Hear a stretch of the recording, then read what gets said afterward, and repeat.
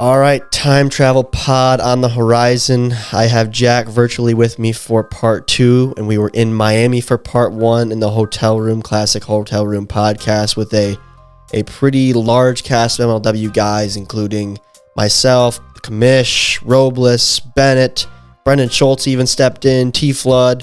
A lot of guys played a part in it. It was a lot of fun. I know you guys love these hotel room pods. So, Jack, you sit back and enjoy part 1, and then I will be with you on part 2. Sound good? Will do. Sounds great. All right. Thanks for joining me again, Jack, and thanks to all the MLW guys. This is the Pipe It Up podcast, and cue the intro.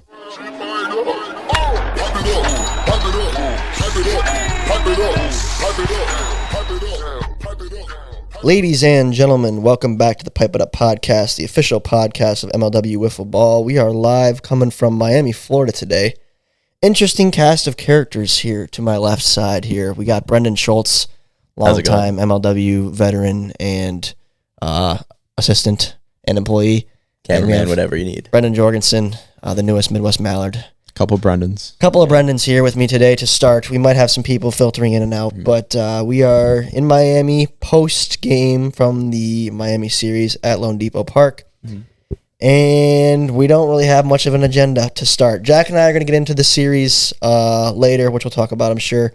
Cobras versus Magic. We'll get Jack's take on his team's efforts and the Cobras as well. But for now, we're just kind of catching up with the fellas. Haven't done a hotel room pod in a while, and felt like it was overdue. Whenever we get the opportunity, I always try to capitalize because you guys seem to like these kind of pods. So I guess I'll kick it to you, Jorgie, first. This is your first time in Miami? No, I've been like in this area, the Fort Lauderdale, Miami area, and then I also left from a cruise out of Miami. So okay, like third-ish time. Oh, here comes some more faces for the pod here.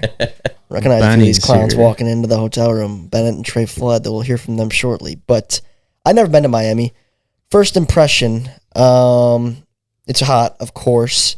And I'll say, too, that it was like flying by the New York City skyline is always like mind-blowing to me because just you don't realize how big the buildings are. And when you're in the air and you see it, it's wild. But just seeing Miami, the skyline flying into that was, in my opinion, cooler. Think so? I think so, just because it's like, dude, there's skyscrapers like on the water. Just ocean. On the water. Yeah. And then just ocean. It's very tropical looking. So I thought that was pretty cool initially. And flying in, I was able to see Hard Rock Stadium, which is home of the Dolphins and a lot of big football games. And I also saw Lone Depot from there, so that was pretty cool. But you had a pretty crazy travel experience, right, Brendan?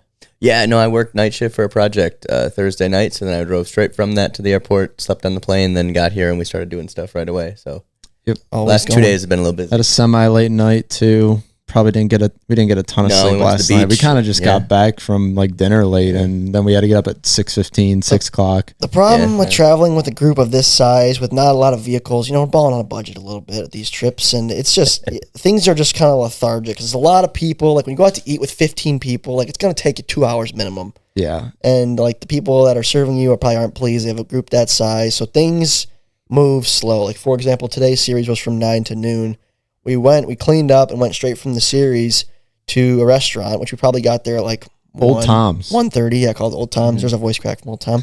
And we weren't out of there till 3:30, 3:45. It took forever. It's not like I mean, it didn't seem like the food took a while, but Tom and Davenport were at the bar, and they said they were done eating like an hour before us. Yeah, we sat separate because the tables... well, dude, just ordering with that size group takes 15 minutes by itself. Yeah. Like, it just takes so long to get drinks in, and then get food in, and then get served. The bills take forever. We're all separate checks. Like, it just takes forever. So even though it seems like we have so much free time on these trips, like, the day just gets eaten up. Like, we had a break from noon to 5:30, and that quickly turned into like 3:30 to 5:30, and I was like, we gotta do a pod, boys. I brought all the stuff down. We have like an hour to get this done, basically. So yeah, but it was a fun series this morning. Not gonna spoil too much, but I guess Jorgie, you can give your opinion on like the field and the setup, and then you two can walk in as well. But go ahead, Jorgie, you go first. Yeah. So it was definitely interesting. I'd say it was more pitcher friendly than hitter friendly. The walls were pretty far back. The field almost had a weird angle. Like it was just pretty much the same thing, but it just felt like it was a little skinnier, and there was just some differences. Second base was on the warning track, so I slid into second and got all cut up. So it was hard to get traction there. Base running was a little different, so it was a very different vibe. I feel like our series could have went a whole bunch of different ways if we were back at the Meadows. Bennett? That state, like when we walked into that stadium the first time, it's just like, whoa. It's like can fit like 50K. Something It looks bigger. It's huge. Yeah. And I mean, even our like wiffle ball fans, he said like it's pitcher friendly day. It seemed like huge. It was. I can't spoil anything, but like stepping up, it's like this isn't going to be the Meadows where you just touch a ball. Sometimes you can send it out. No, you had to get a hold of it. Yeah. Let's get Trey in here. Yeah, just it's right here. Just we can squeeze. We can squeeze. Oh, okay. Never mind. We're not squeezing. All right. So first thing I'll say is that like I've been to Comerica Park before, and it was definitely way different. And that's one. that is. It just looks so much bigger than that. Is Comerica. one thing that I noticed for sure. Like, I don't know. I feel like I've been to Comerica like 3 or 4 times. It's way different. I liked it a lot more personally, but I don't know. That's just the first thing I noticed. I love the fans that were there. I was up in the stands doing like a lot of filming up there, and there was some fans giving their own commentating in the stands, recording stuff. A bunch of families that were there with their kids. So I thought it was a super good group of folks that came today too. Yeah, we didn't get to interact with the fans too much. We will hear when we head back over there and do our batting challenge, but there was kind of like the wall, a bullpen, and then they were kind of up high. So it was probably a really good view for them up there, but, you know, they were kind of shouting down at us a little bit, but it was kind of hard to, like I was mic'd up and I couldn't really like get the fans much involved. Like I know people were yelling at me to hit a homer to them. I was like, I don't know, that's an absolute bomb if I hit a homer to you, but... How was your flight, Brian? Because I know we went on a Delta flight, and I heard you guys lost. We lost the video screens. Yeah, we didn't have. I came in. You know, usually if I'm on like a Spirit flight where they don't give you the video, I usually just download a movie, and then those were down the whole time. So me, Joan, and Jimmy were like we were just like messing with each other. Like we didn't really know what to do with ourselves. Like we were playing some games, and sometimes Jim would just like hit me and stuff. Like we were just so bored in the back of the plane, and they didn't even give us like free Wi-Fi or anything. Get in there. Take my show back here. So I step away from the microphone for 2 seconds, and then you guys were just looking at me. I'm like, guys, I can't weigh in here. I got no mic. I'm not used to this. Well, there is no on these hotel room pods. There is no plan. You just go. Yeah, you just go. Awesome. I got an embarrassing plane story here. So it was a cold plane, a good sleeping plane, I'll say, because the video screens were all off, so you had no like bright movies in your face, a lot of closed windows, middle of the day, so it was a good sleeper, great one for a nap. And I dozed off early, had my AirPods in, dozed off, woke up, read a book for maybe. I've been on this weird kick where I fly, I take like very short naps, like 25 minutes, and I'm like wide awake again. So I had a 25-minute, woke up, and then read for probably 30 minutes, and then started to kind of feel tired, so then I put my book down, went back to a little nap, and then my tray was open, and they'd handed me granola bars and a cup of water. I had pretty much finished the water, luckily, but then I was dozing off in my seat, and then, like, you know, when you're falling asleep and you kind of jolt. Yeah. So I jolted, and the girl next to me I think she was asleep, thankfully, but I jolted and knocked my water over, and I got all wet. You did that? I didn't even know that. Well, it was mostly just ice cubes, but yeah, I jolted, oh my and then gosh. The cup fell over and got ice on me. I didn't know this happened. But you were just by yourself, too, right? I traded with you. Yeah. I gave Trey my seat. I'm such a gentleman. Oh, yeah, you are such a good guy. How was it in the back of the plane?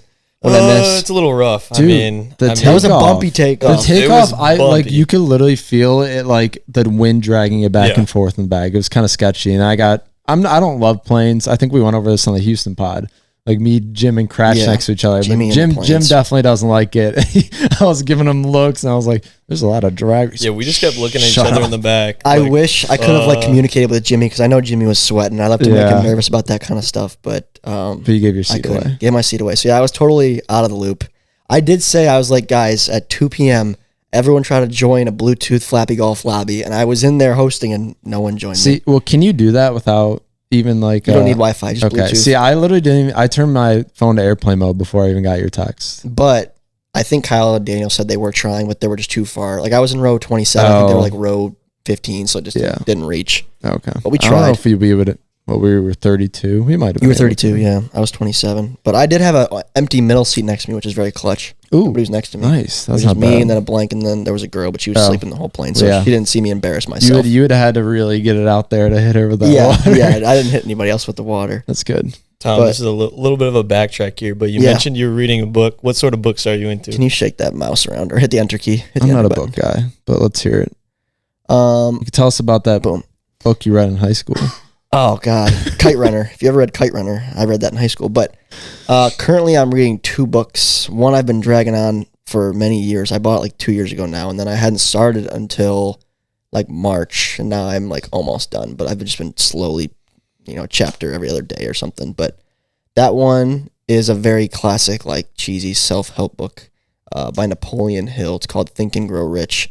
And the other book that I got this week, because I pre-ordered it a long time ago, forgot about it on Amazon, and then it came out, so I got it. This artist I like, rapper named Russ, he has 2 books out. The second one just came out, and I got that on like Wednesday or Thursday. I almost finished that one already because it's very short, but I brought the other one on the plane, the Think and Grow Rich one. Oh, okay. That's what I was reading on the plane. Just like a little, try to boost your ego, try to make like, some money. Not even about money, it's just like mindset, I guess. Yeah. I don't know, I liked reading that kind of stuff for whatever reason. I don't like reading anything. I haven't read a book since high school. I hadn't either, and then I like bought a book that I actually wanted to read. I thought sounded interesting to me, and then I really liked it. I think you'd be surprised. If you choose a book, you'll like it. I need more brain stimulation. But I haven't read like a novel though since high school, like a fiction book. I'm supposed to read novels, but Spark there's Note? ways to Cliff get around Note? it. Yeah. There's ways to get Been around there. it. Not Do good. your homework though. Not Do your good. homework. Not good. Well, you audiobook guy, Bennett. I'm an audiobook guy. You read audiobooks? Or you listen to audiobooks? I listen to audiobooks. I've never tried that before. I've never tried. You enjoy because that? there's podcasts. Okay, I don't love it. What I usually do is I'll listen to the audiobook kind of, and then I'll look at the Spark Notes so I know like exactly what happened and like specifics. Yeah. Like if I have a quiz It's good to review. the next day. Yeah, it It's is. a good way to go about it. Spark Notes, there's a lot of great tools. We've already talked about this in the pod many times. There is various tools out there that you can abuse. But not cheat. But not cheat. Yeah. Like Chegg is a cheating tool, but like I used it to just like learn how to do stuff, and then I would know how to do it on Explains exams. everything. Yeah, it explains. Yeah. So it is a useful tool. It was a well spent. What was it, like $10 a month? Yeah, $15 something like a that. I month? mean, I would like split it with people too. Oh, you dog! I wouldn't. I also found out that my mom was paying for my sister's Chegg account, even though I had to pay for my own, and I threw a fit about that. Well, she's the younger child, Youngest right? Well, technically child. you're a middle child, right? I'm middle child. That- yes. yeah. Benny, get in probably here. why. You're a college student. You Benny, get in probably here. know a little bit about the Chegg. Benny. I'm not there yet. Let's get the young Paying kids out for of your here. own And Chegg, this is having to actually give your really, sister your This is phone. an older group of MLW guys. We kind of already went over this. Trey's kind of the only guy that's Trey's so young. Yeah, Benny's, I guess, a little young, but he's like about to turn 21. Trey's 16. The rest of us are all like up at like 24, 25. Geezer Robles is over here at like 30. So, yeah. So we got Brendan's, where are you 30 yet? No, not even close. If I can set George is really old. if I can set the scene for you guys right now, it's a little bit awkward, but we're on this couch in this hotel room, and then out this way is the 2 beds in the room. Yeah. Looks like our cameraman Ethan here is gonna get a shot of it. Yeah. But we got Robles on a bed over here. He's saying what's up, and then Matt and Davenport are snuggling over there, cuddling post game. We even got like a kitchen. It's A little tiny kitchen in here, but I got a tangent, Tom. you're in my spot. I don't like people sitting Yeah, on my they're both- bed. they're both You're in dirty You were clothes. sweating. He was sweating earlier, and he's in my pillow. He was sitting in my bed too. That's one of my biggest pet peeves. Like when I get, even at home, if I like sit on my bed or get into a hotel bed, it's always clean clothes. Yeah, I get it. No matter what. Like, or I'm I'm usually freshly that showered. way. I cannot. That's a crime. Getting in another man's bed. Getting in another man's bed after you were soaked in sweat a couple hours ago, and then you housed a whole thing of loaded nachos and a burger, and is now in my bed is an absolute crime. That's such a crime. Get over here. Get off the bed. Get off the bed. The people want to hear from Brendan Davenport. Yeah, get out. Yes, come on, they Deez. do. Come on. Your elevator story. Davenport. Tell him, He's not moving. tell him about the elevator story. Oh, the elevator story. That's almost mean. I don't want to tell that story. It's not mean because it just It's happened. not, but it was so Just funny. unfortunate. Yeah, it is. Come really on, come tell the story about the elevator. Yes, Yes, we got there we him. go. We got him. Round of applause. Who wants to get up? How about you get up, Jorgie? You take Okay, yeah, go ahead. Welcome Brendan Davenport to the pod. First time appearance. The appearance that everybody's been waiting for. That's right. Watch that TV. You almost just hit the camera First time setup. caller, long time listener. First time caller, long time listener. I think he really is. Yeah. Yeah, I tune in periodically. You were really sweaty earlier, and now you're just still in the same outfit. Bold choice. Yeah, well, I'm dry now. Yeah, that sweat went somewhere. Probably on my bed. Or on the bar stool. Probably. One of the two. That was the right move sitting there. So what happened on the elevator yesterday? Well, we had, like 25 people on this elevator. And luggage. Would not shut the doors. Yeah, multiple bags of luggage. We were just sitting there for like 30 seconds, just beeping, would not shut. And so 3 guys got off, still beeping. Everybody just quiet, looking around. I just take the step off. No more beeping. The door is shut, and everybody goes up. That's just how it went. Well, but you forgot to mention, like, one by one, we were also getting off the elevator, though. I thought they all got off of the. I thought they went together, and then nobody got off. And then it was still beeping, and then you were just like, "Okay, I'll go." And then it just stopped. Dead silence. Even the people that we didn't know in the elevator started to laugh. That's how funny that was. That was up there. That was an all timer, I must say. That hurt. Of moments, it was funny, objectively funny. But there was another funny moment in this series. You guys will see. I don't want to spoil too much, but I don't know if Kyle. You think Kyle will include that funny moment? You think so? 100% including that. He wouldn't have done what he did if that's not being included. Oh man, that was. Oh, they're talking about something else. I don't know what you're talking about, but okay. What's going through your series. head? What's going through your head over there? Don't spoil anything. What are you talking about? Well, no, I was thinking about something else during the series. You can't do this. You can't tease the fans too much. Yeah, my bad. You can't tease the fans too much. But I did want to say we're talking about plane stories, and where we have 2 geezers in the room apparently, Jordan and Brendan. Mm-hmm. So if you know my good friend Matt Carlington, he likes to fool around a little bit and tease people and maybe not tell the whole truth all the time. Matt's always playing jokes. He's always playing jokes. He's a trickster. Stretching the truth, or like he's a trickster. That guy. So we were sitting on the plane together. I was originally in front. Of him, but I traded seats with someone, and so me and Matt are sitting by this lady who's got the window seat. And this lady sees Matt's wearing a Schoolcraft baseball shirt, and this lady's like, "Are you guys part of a baseball team?" And Matt like looks at me, he's like, "Yeah, we're part of a baseball team." And like the whole time, the whole like plane ride, like every chance he got, he was just adding to the story about how we're going to Miami for like a baseball tournament. And then near the end of the flight, Matt says, "How old do you think we are?" Matt, at the ripe age of 23, she said, "You're about 32." Guys, let me tell you something. Pat Ballman, pop up a picture right now of Matt Carlington. This guy would be the best mall cop, Paul Blart for Halloween of anybody I've ever seen. You could be the best Paul Blart. It would be unbelievable how good it would be. That mustache you got, Matt on a Segway to Paul. I would pay $1,000 to see that. It would be so funny. We need to dye your hair jet black. I'll pay for the hair dye. Jack Black. I paid for Drew's mustache dye for the first time. I did. It was Just for Men. We're gonna get you Just for Men jet black. Dye the mustache too. Shave everything else clean. Halloween 2024. How do we get a Segway though? How do we get our hands on a Segway? Yep. Trey Flood's got a Segway. All right, consider it done. If we can we bring you can we bring you to a mall? Oh my god, it's so funny. He's going backwards. Matt's nickname is Maw. Paul Blart, or wait, Maw. Paul Blart Maw Cop. That was pretty good, man. That was pretty good. Put her there for that one. Good job. MLW. Matt or Jordan, do you want to get on the microphone, say a few words? Or you guys chilling? Jordan, Water. You want to come on? Put someone on here that the fans actually want to see. They heard about your embarrassing story. Now you can get out of here, Davenport. Think they want to see me? What's going on, brother?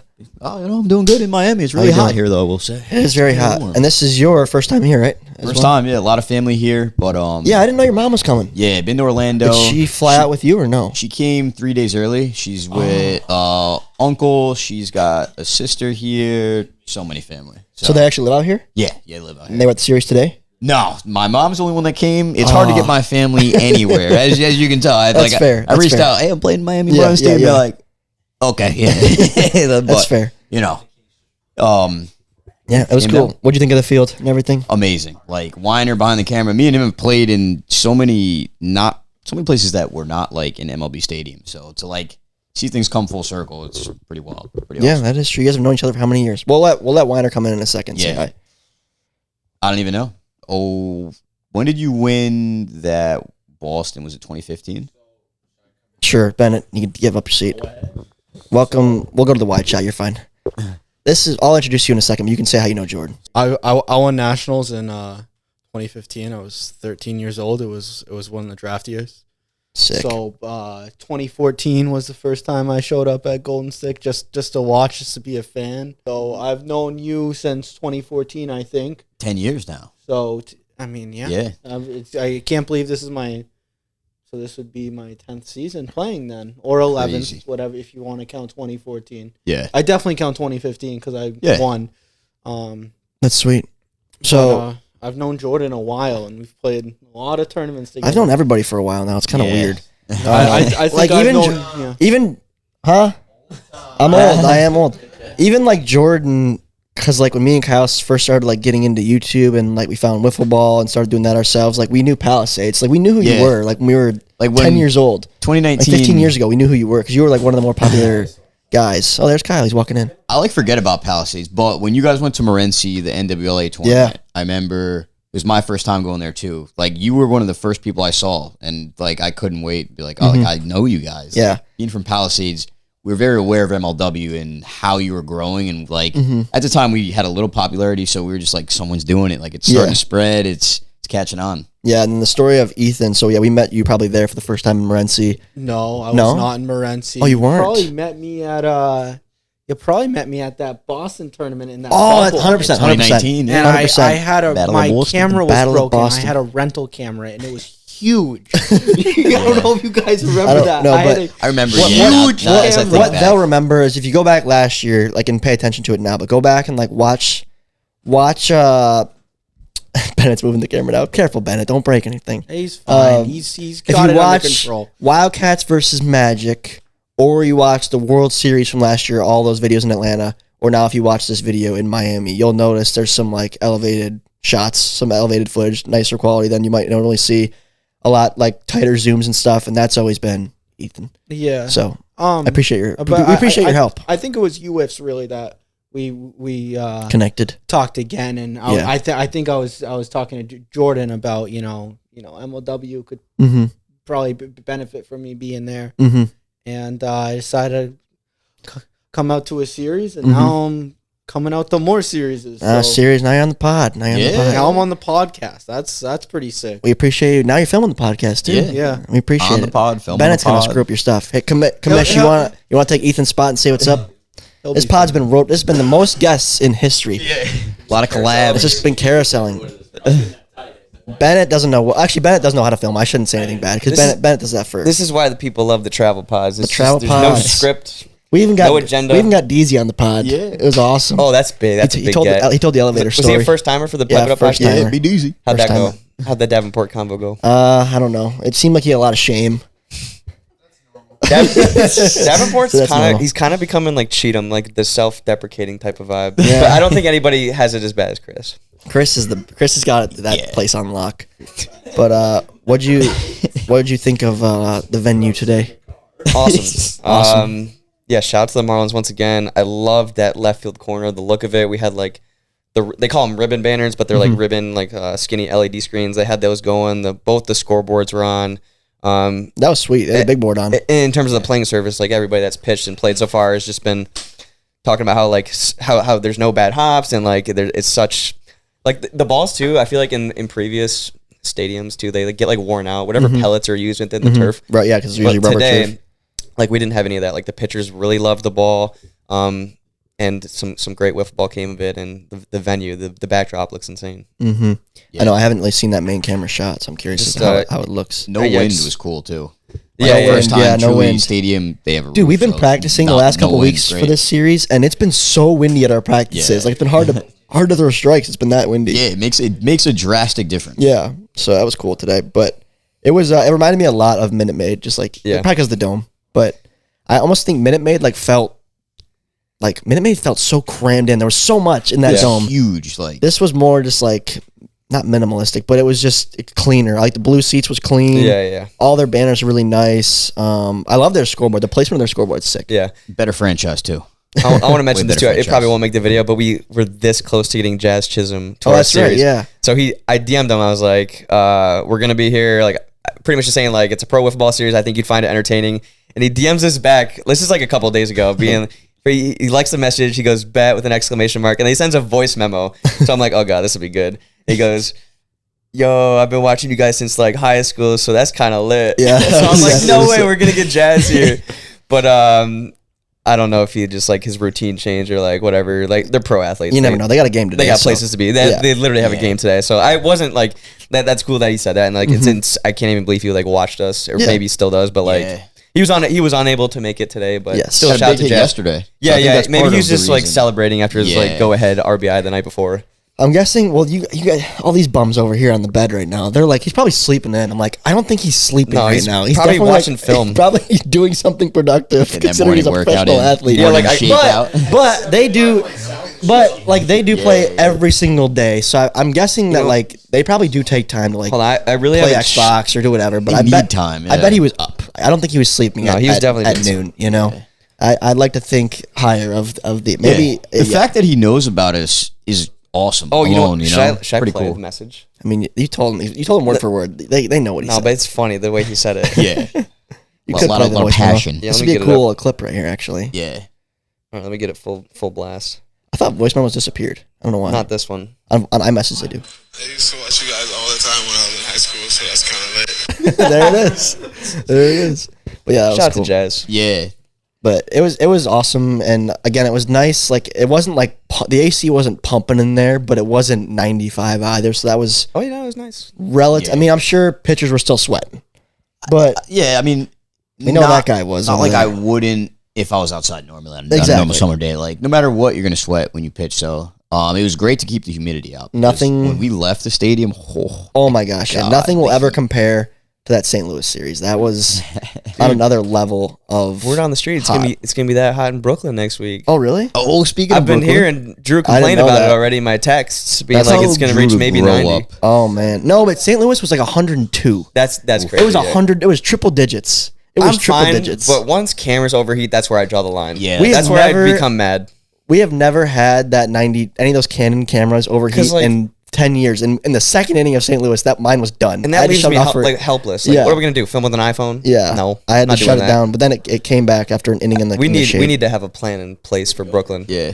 Yeah. We just need shade. Like we need some sort of like tent or cover for a main cam because need we a cooling system. Should design that. Yeah, that like canopy type deal. I think he had. I mean, I'm trying to remember. Did he have a canopy over his iPhone that he used to Twitch stream all of his games to keep it like cool? built-in shade? Yeah. Yeah. Oh, that's pretty funny. Yeah. That's what I thought it was. Yeah. Just enough to keep it cool enough. It's Exactly. essential. Yeah. Shade makes a difference. I think Brooklyn next weekend is going to be Oh, are you gonna pop out to insane that? turnout. Yeah, absolutely. Let's go. I'm like an hour from Brooklyn. I've never been to the Brooklyn Cyclone Stadium, but wiffle ball in the Northeast is huge. So Yeah. Yeah. And nothing in stone yet. We may have 2 special guests. Oh. Not announcing who that is Yeah. yet, but I think they could probably put pieces together. New York City is a lot of big names over there. What'd you say, Lot of big Jorgie? names. Jorgie wants Yeah, to know we'll the inside talk. scoop. This is genius. Brooklyn should be cool because that's It's gonna be awesome. The backdrop there looks insane. yes. That backdrop looks really cool. I cannot wait that they have like an amusement park too. Yeah, that's what I'm It's saying. Coney Island. And, I was gonna say the Wonder Wheel. Yeah, so I want to. Yeah, I that's want to film historic. like a Sandlot-esque like montage where they're just like going on all those rides, and then like I think Ham just starts throwing up. That's gonna be one of us. Yeah. I think we should make Drew throw up. We haze here at MLW. I kid. Okay, before we wrap up from this hotel segment, we have 1, 2, 3, 4, 5 Mallards in here. I could And hand we this have off to anybody 2 that hasn't been on D-backs. yet. Anybody? I want everyone. Kyle, you can conclude this segment. All right. I want every player to walk over here and give the series description in one word. Summarize the series today. I will start. You can't use repeat word. I'm gonna say it was a grind. It was a grind. What do you got? Thrilling. Thrilling. I'll just hold the mic. You guys can just walk up and say your I'd word. say it was unique. Unique. Okay, I like that. Mr. Trayton Flood, what do you got for me? Sensational. Sensational. Oh, Bennett, he's are probably a you going to get future in on the fan. action here? Here comes Matt Carlington for his one word. What has Matt got for us? Exhilarating. Exhilarating, says Matty C. Number 3, Casey Bennett strutting slowly. Nope, he's got nothing. Here comes Brendan Davenport for one final comment. He says, we'll bleep that one. We'll bleep that one. Kyle, what do you got? I'm gonna go with heroics. Heroics. I like that. Okay, well, you guys definitely have to tune in. What's the official upload date? Friday, June 20. All right, guys. gritty. This series is going to be a hefty edit. Yeah, it will be. And I want to put out a great product for you guys. So there is a part of me that might want to take 2 weeks to edit this video. We'll see. We will see. So there's no upload date. No concrete date. We'll No see. concrete It's date. that good. And like, I think this video will do really well over time. So I want to put a good product out there, one that's not rushed. So as it like originally, it was supposed to be, I think, a June 21st upload, but we'll see. It might be the week after. We'll see. It'll come out and you guys will enjoy it. But all right, well, let's bounce it back now. Let's travel forward in time to Monday evening. Jack and I will catch up back in the mitten about his matchup against the Cobras. So shoot us over there, PB. All right, here we go. Back in the mitten for part 2 of this episode. I got Jack here virtually on the line with me. Jack, you got me loud and clear? Loud and clear, fellas, virtually. Happy to be a part of this time travel pod. The first part was tremendous, so hopefully the second part lives up to that. It's hard to match the energy of a hotel room pod, but we'll do our best here. But I wanted to talk about Cobras Magic. It didn't seem fair to go through an episode here, considering that your team played. You had a matchup against the Cobras, kind of a big one for you guys, considering you're coming off of that sweep in Slate 1. So tell me all about it, Jack. How'd it go for you? Yeah, I mean, definitely, I wouldn't say backs against the wall type series just yet, but being swept in that first series certainly made this one feel like it meant a lot more. Getting the win game 1 was huge. I would say that RJ still probably didn't, and he would probably say the same thing, wasn't pitching to what we even know his full potential is in that game 3. I mean, I don't know if this was super obvious to you guys in the video. I think it probably was, but Barron was, just to give you guys some inside scoop, Barron was coming off a 300 plus pitch, fast pitch outing the night before. And his arm was completely shot. So to give you guys like a frame of reference, you obviously know our speed limit is 72 miles an hour. I don't know if I don't know if Brendan threw a pitch over 65 miles an hour like that whole game. I mean, he might have topped out at like 64, 65. And I felt really bad for him. Like he couldn't, a lot of the pitches, he couldn't even get around the zone, and you could just tell his arm was shot. I was really surprised. Like, to me, if there was a time where Drew should pitch, it's when his other pitch is when his other pitchers are literally injured, basically, at that. I mean, he wasn't hurt, obviously, but his arm was just so fried that he couldn't pitch. So, I think credit to our guys for staying disciplined enough to just like take the walks, take the runs. It's not always easy to do that. I know it sounds easy, but you get up there, I mean, you want to hit, and it sometimes it takes a lot of discipline to not swing at those pitches that might look a little bit meaty, but probably aren't going to hit the zone.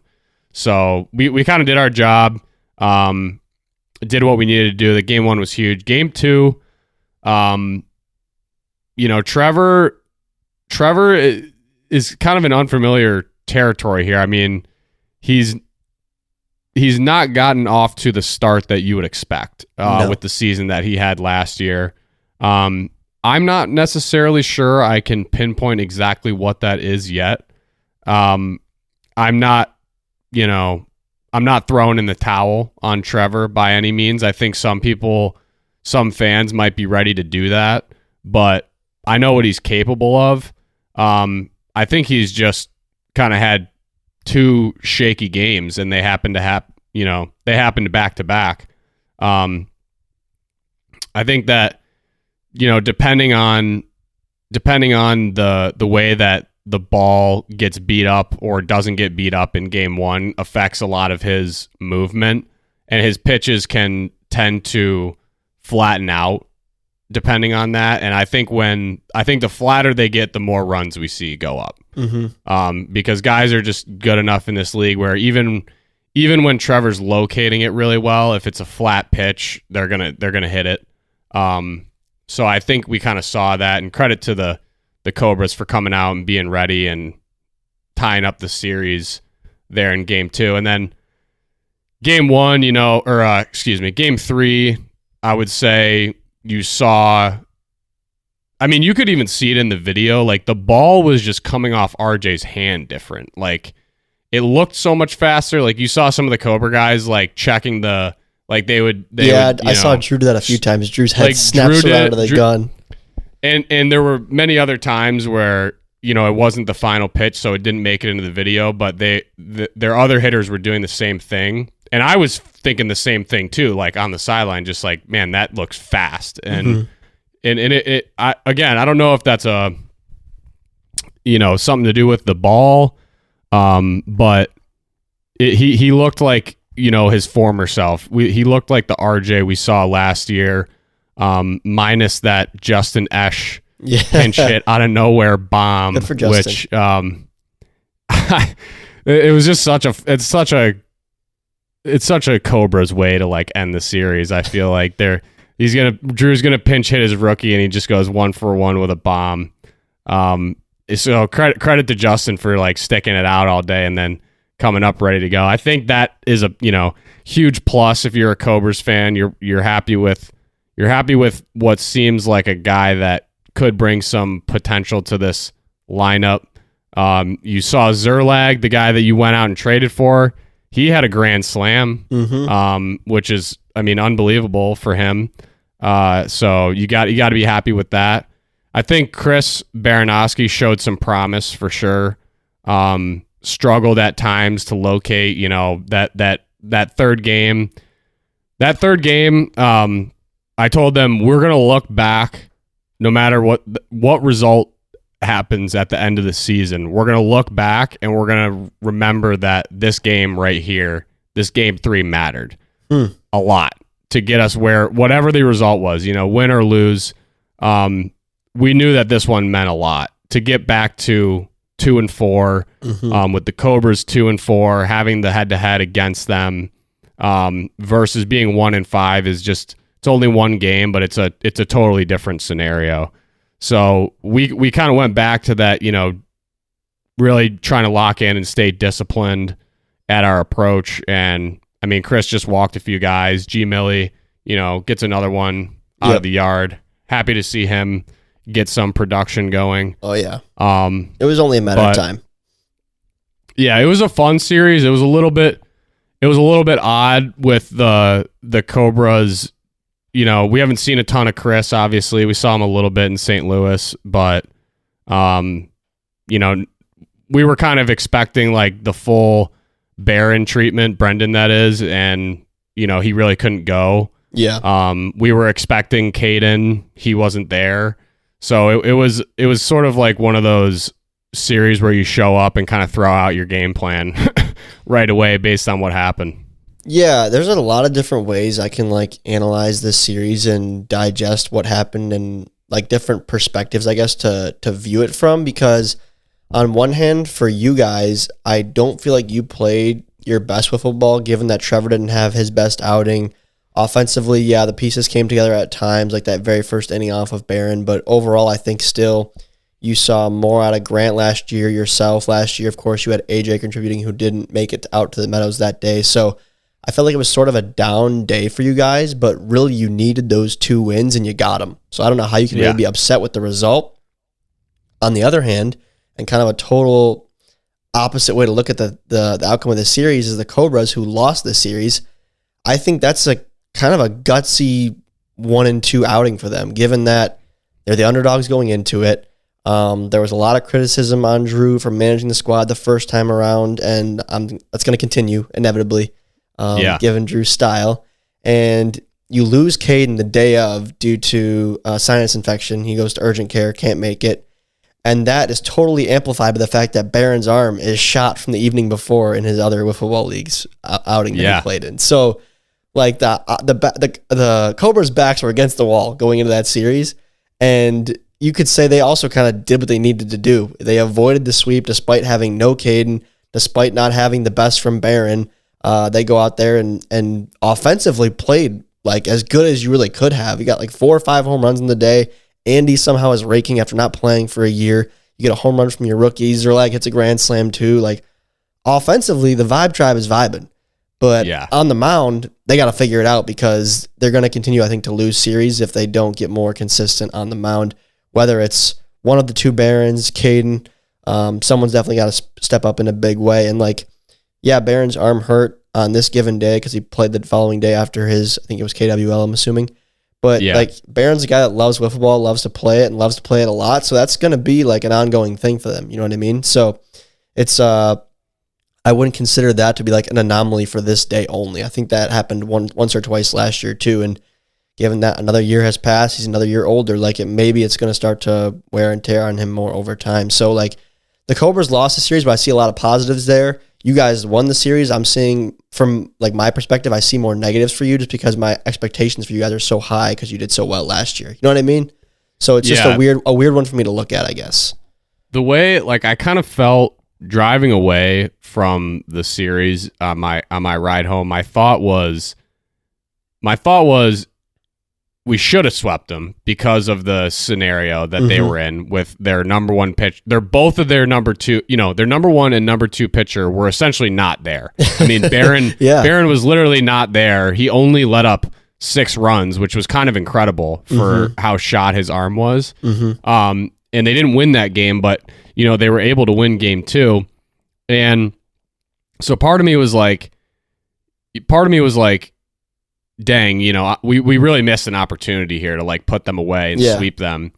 The other part of me was thinking, and definitely after rewatching the video, I had the same thought again, was I feel like the Magic have not even really played like a B+ game yet for the Magic so far this year. And ultimately everything that we want to accomplish this year is still possible to accomplish. We can 100%. Still win our division. We can still win the World Series, and we're in this spot after 2 slates, and we really haven't even. It seems like we haven't even woke up yet, to be honest, and we're still in this position. So it was kind of not like bittersweet, but it was kind of seeing both sides of the coin. Where like part of it, I was a little bit bummed where I felt like we missed an opportunity, and the other part of me was, I guess the optimist in me was thinking, we're just getting started here. Like we haven't even really put together an A game for the Magic yet. Yeah, I would agree with you 100%. And the good news for you is, now you have that head-to-head against the Cobras in the standings. So if it comes down to you two near the bottom, there's a lot of football to be played still. But looking ahead that far, you do have that head-to-head matchup against a team that is likely going to be near the bottom of the standings in the Cobras. Also, in the American League, you have the Preds and the Cats squaring off this coming week. Now, like if the Wildcats were to sweep the Preds or if the Preds were to sweep the Cats, like you're going to have 3 teams there kind of in the same range in the standings, being a little bit more like bottom heavy on the American League side. So definitely everything you need is like right in front of you still. You still have 2 AL matchups where you can really separate yourself. So like you could still even win this division pretty easily. Yeah. It's just putting it together. I think RJ's starting to find it. He looked pretty solid overall. If you can get AJ out there to contribute, that'd be huge too. Jack, I think we both could agree that your bat, you're not like, a stud, I don't think, in the lineup at your ceiling, but at your ceiling, you're a pretty solid power bat. You usually hit a home run or 2 a series. So like, well, right now I'm at my floor. Let's call a spade here. Exactly. So this is kind of part of what I was talking about, where we haven't even sniffed like an A game for the Magic. I mean, I haven't even registered a hit yet through 2 series. It's a tough scene. And we're 2-4. So when you have a guy in your lineup that's done that, and you're 2-4, like we've done what we needed to do to this point. I'm not saying that's a great sign that I don't have a hit, by the way. Don't take that as if I'm happy with that by any means. But I know Stat Sean is listening to this, and I need him, because if you guys look on the website, because I don't have a hit, I literally don't even show up in the no stats. I have no stats. It's like I don't even play in the league. So I know Sean's keeping the stats, and I need him to, Sean, I need you to compare my what is it, the OPS, like you're on, Is that your what's your like on base? Basically, what I'm trying to get at is I don't know what the stats are, but what I'm trying to say is I'm walking a lot more this year, at least through 2 series, than I'm striking out in years prior. So I don't have a hit yet, but I feel like I've probably got on base more at this point in the year than I did last year. So yeah, you almost spelled it out for yourself there, Jack. Your on base percentage is your OBP. So what you want from stats, Sean, is you want your OBP through these first 6 games this year compared to last year, and you don't think it's that far off. No, in fact, I think it might be better this year, even though I don't have a hit. Well, I mean, there's definitely positives to take away from that. But like I said, I think my point being is that you're a guy who can put one over the fence once a series. And you have not yet done that. So no, a lot of room to improve for the Magic. Luckily, you have recorded 2 wins at this point through 6 games, so it's still all right in front of you. And I think this could be a big one for you guys, momentum-wise, before the All-Star break. You're playing my Mallards. That's your next series on the schedule. It's huge. Unless something changes. Huge. So we've had this one circled in red since last year. Of course we do over here at the Pipe Without Podcast. Circled in red. This one's been on the calendar for a while, and we're excited about it. But that's from a third-party perspective, that's a big one for you guys, just for momentum's sake, Oh, definitely. I mean, this one's huge. Kind of feel like it's a breakout series coming for us, but it's against a really, really strong team, obviously, in the Mallards. So it's one of those series where, like, I could see it if the Magic play Magic ball and have a breakout series, like, I could see the Magic winning all 3, and then I could also see it the other way around, where if we play kind of like we've been playing, a team like the Mallards won't let us get away with 1 or 2 wins in the series. Like they could sweep us as well. So a lot of firepower. I think it's just who's gonna be able to uncork it. I love that. Love that little term there. But overall, a couple notables I wanted to mention from the series. Andy Duran, like I said, another grand slam for him. He's now hitting .333 with an OPS over 1. So that's as good of a start, if not better, than I think we could have imagined for Andy re-entering into MLW after a year hiatus. And then right along with that, the Cobras team batting average is now sitting at .270, which last year they hit under 200. I think it was 190 in 2023. So a tremendous start for the Cobras offense. The pitching staff just got to figure it out. I think Caden's a guy you look at to really step up here. He has an opportunity to make a big difference, given that he was kind of traded away from the Mallards, pressing at the number 2 role there. He has an opportunity here. He wasn't there for this series, and you saw the effects of that, given that Barron was hurting, and then his brother Chris had to try to go 2, and I don't know if Chris was quite ready for that on that day. But shout out to Chris, like going 1-1. I think that's you should be happy with that. Like he got a win. And what were you gonna say? No, 100%. I was just gonna say the Cobras, like they remind me of kind of how we were talking about the Gators being just a dangerous team. They're just the opposite. Like the Gators are dangerous because of their bullpen, and the Cobras, I think, are dangerous because of their offense. And if they can figure out their bullpen, they become really, really dangerous. Yeah. So I'm curious to see what Drew does next series. I would like to think it'll be Barron game 1 still, and then Caden going game 2, assuming they're both there. But I did exchange some texts with Drew, and it sounds like he's like definitely considering like giving Caden a real shot to like be the ace of the squad. So I think a lot of it depends on like Barron's wiffle ball schedule, Caden's dedication, his ability to get better, because we've never really seen Caden take on an ace role in this league. So we'll see what Drew does here, and he has a lot of guys to manage. So then you put Esh out there for an at-bat just as like, here you go, we're down by a lot, good luck, and he homers. What do you do with that information now? It's like he has potential to hit. So sometimes more players, more problems, a lot to manage. But offensively, they seem to be in okay shape. It's just now figuring out the bullpen for sure and fine-tuning that.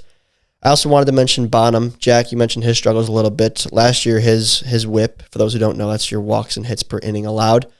He was at about 1.5 last year, walks and hits per inning on the mound. This year, he's at over 5 right now. So definitely not anywhere near where he was in 2023. So it'd be good to see Bonham bounce back against his former team, the Mallards, here in Slate 3. But that's what I got for today from a statistics standpoint. Jack, anything you wanted to add? Anything notable you saw? Nope. I think you hit the nail on the head. I think we saw again in the video why I shouldn't play defense. First two balls thrown to first just hit me right in the hands. That's just I tough.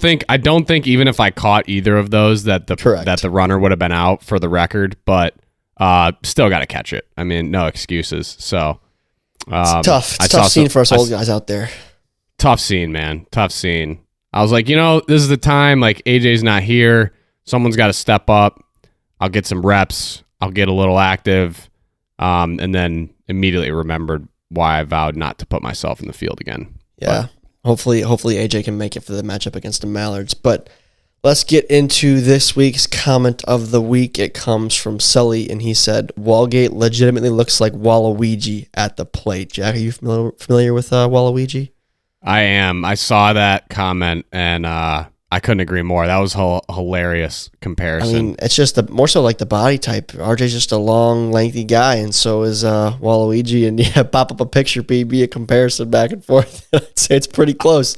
As someone who played a lot of Mario baseball growing up, it's pretty darn close, I must say. So I'm loving that someone else said that in the comments because, or I don't know if it's been said before, but like us in MLW have said that before as well about him. That would be such a funny thumbnail if Kyle clipped it with RJ. It would just look he just looks so uncomfortable, like in the box. Like he's just so big. But he can't. He's actually a good hitter. He can hit. Yeah, he can hit. He can hit. He can hit. And you know what?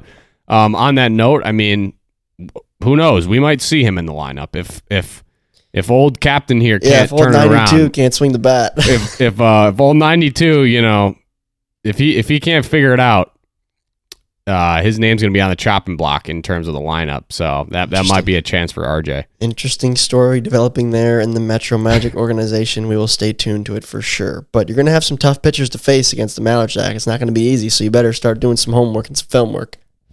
Yeah, I will. That starts right now. That starts now.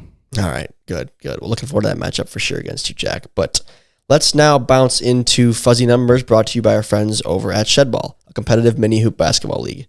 Seasons 1 and 2 will be hitting YouTube this summer, but it's time for you to get off the bench and into the shed.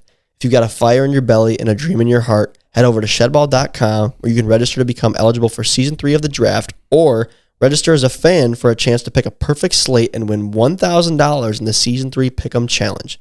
Subscribe on YouTube, then head over to ShedBall.com where your one shining moment is about to begin. That's ShedBall.com. Jack, you entered to win yet? Nope, not yet. Better do it. $1,000 in the line. I'm doing it, though. But let's head over now to Commissioner Tim Whalen for this week's Fuzzy Numbers. Thanks again, Jack and Tom. Quick note before the prediction, I did have an MLW fan reach out and ask me when the videos are going to resume, and we are working on it. We thank you for your patience. We'll make sure that you get all the games, all the action, all the stats, all the info before you've got to predict your slate for Season 3 for the chance at winning the $1,000. Now back to MLW. Some Frank feedback for you. Ever since we started doing these AI predictions, Fuzzy Frank has been dominating. In fact, if he was in the Waffle Maker standings, if he was in the Waffle Challenge with Tom and Jack, he'd be winning right now. He's picked every series correctly, which is not something you could say for Tom or Jack. Now, this one's going to be a tough one. Wildcats Preds. Tom's going one way, Jack's going another. Fuzzy Frank, he's got the Wildcats 2-1. 4 homers across both teams in the series. Very close series. 2 games coming down, being decided by 1 run. And the series MVP, Nick Saylor. Anyway, back to the Pipe It Up pros, the Magic Giraffe and the Top Duck. Jack, the Magic Giraffe. I love that. That's good. That is good. I kind of like the nickname Top Duck, I'm not going to lie. No, the Top Duck is great. The Top Duck is great. I just need to start playing like the Top Duck to be the Top Duck, I think. I got to earn that a little bit. You're the incumbent. You're just naturally the Top Duck. So, Fuzzy Frank doing his job well, I must say. But last week as well, I wanted to mention, Magic 2-1. He nailed that. Grant predicted a homer. Grant got 2 of those, so good job, Fuzzy Frank there. The Agner RBI, however, I tailed it. Probably should have faded it. Jack, you didn't help us out there. Yeah. Sorry about that. Didn't pull your weight for that one for Frank. If I'm all right, I'll come clean here. I'll come clean. We can't really let Frank take over. we can't let him be right too often. So yes, I threw the RBI. I didn't want to get an RBI because then Frank would be right. So that's why I didn't get one. So I told you, Jack. We'll save the RBIs for the series against the If you try to Mallards. fight Frank, it's going to end in war. We don't want war. We want peace. But Well, maybe I'll just throw some magic at him. oh, well said. Well said, my friend. Well said. All right. Well, this week, Frank's got Cats 2-1. I'm fading it. I'm sticking Preds 2-1, like I said in the predictions. Jack, I'm assuming you're tailing Frank here hard. Yeah. I mean, Frank hasn't missed, right? Frank hasn't missed. That doesn't bode well for me, who already predicted the Predators. But yeah, I'm gonna go with Frank. I'm gonna ride with him. We'll see if the bot can stay undefeated. I'm definitely looking forward to seeing what happens. He's also got a 4 home run day across the series. I think there will be. I'm going to say a lot of home runs. I agree, and I think they're going to come more so from the Preds because they just seem to see the Cats so well. So with my prediction there, you can imagine, I assume the Preds are going to score some runs, so I'm going to tail the big homer day as well. Yeah, I don't know if 4 is going to be the number exactly. I think it'll, like you said, I think it might even be more. Just a lot of power in both of these lineups. The Wildcats probably won't take my advice. They'll probably just throw to Cratch. He'll probably hit 2 or 3 of his own. Maybe they heard the podcast though, Jack, before the series. We'll see. Time will tell. I'll tail that though. I think there will be at least 4. Okay. And then last but not least, I wanted to mention how it has Sailor as the player of the day. And it's tough to say he's going to be the player of the day going up against a guy like Cratch, and they've done well against the Cats in the past, but I do foresee a big day from Sailor. I really liked what I saw to him in Slate 1, and I think he's a guy who really feeds off of his own confidence. I think he is confident again. He's found it, so I think Sailor's going to have himself a day as well. I need clarification on this, but I think I have to tail this because I'm pretty sure I picked Nick Sailor as my player of the slate. I think you did too. Yeah, and I'm going to stick with that. Frank knows what he's doing. I know what I'm doing. I'm tailing it. Big day from Sailor. BL 101, player of the day. All right, love that. Well, stay tuned. Thanks again to our friends over at ShedBall and Tim for sponsoring Fuzzy Numbers. Update you all on the Waffle House bet to conclude today's episode. The score is now 10-7 in favor of Jack. Jack, you picked up 3, or I picked up 3 last week. You picked up 2. We both had 2-1 in favor of you guys. However, I had the number of pitchers correct. You did not. Yep. So I gained a point on you. Still down by 3. So what that means, Jack, is if Frank is wrong and the Preds do win this series by a 2-1 series score, we would be tied up at 10. And I'll be right back in this thing. Yeah, the turntables have turned a little bit. Well, they could turn. They could turn. I mean, you're there. You're right in it. Let's be honest. You're right in it. It's anyone's game. I think. I don't know why I felt like I had breathing room because literally one series changed and it's just now I feel like it's evaporated. I'm going to be honest. Little update. Sorry. Yeah. Little update. I made pancakes over the weekend for breakfast one day. And it made me so scared to lose this Waffle House bet. Because whatever I said, the amount that I felt was comfortable getting down in like an hour, I think I'm going to retract that. I think both of us are screwed. No, I'm still feeling good, Jack. I'm still feeling good. I don't feel good at all. I think I had 3 or 4 like not large pancakes, not full size pancakes, and I was stuffed. I was full, very full. Well, I was in Miami, and I overdo it on those trips, and we went up to eat. I think before actually part 1 of this podcast, we had a meal, and Brendan Davenport and I shared loaded nachos. No joke, Jack. There, and then I had a burger and loaded nachos, and then I had wings as well, and I ate a good portion of those nachos. I ate all my wings, and I just shovel, and I just keep going. I don't stop till the food is gone in front of me. So I'm conditioned for it. I don't know if that's healthy or not, but I do feel like 8-4. I was like, God, I'm so out of this. And now 10-7. It's like I realized how early in the season it is, and this is still anyone's bet to lose here. Oh yeah, no doubt. So hope you guys are playing along at home. If you are playing along at home, I want to see how many points you have.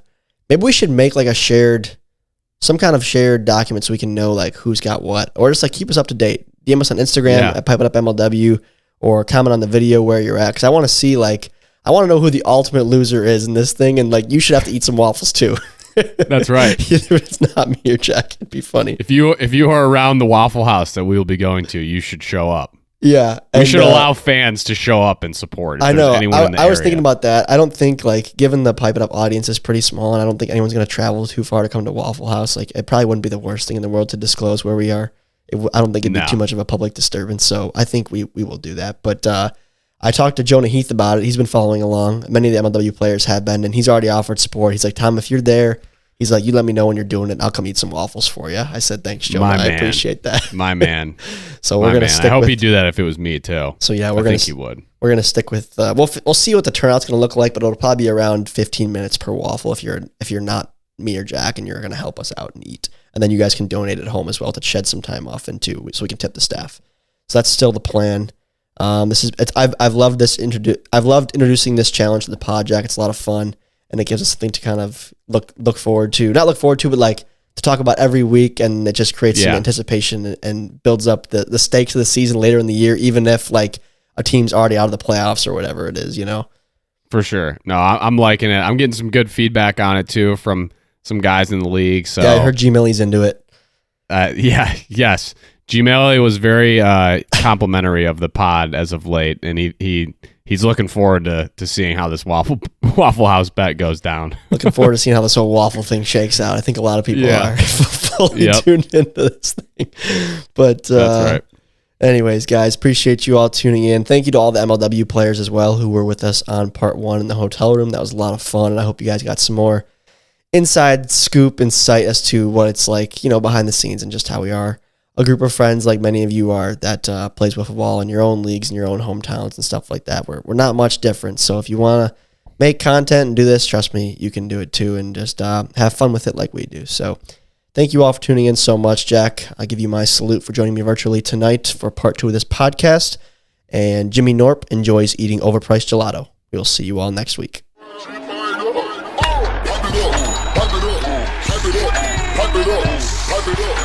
it up.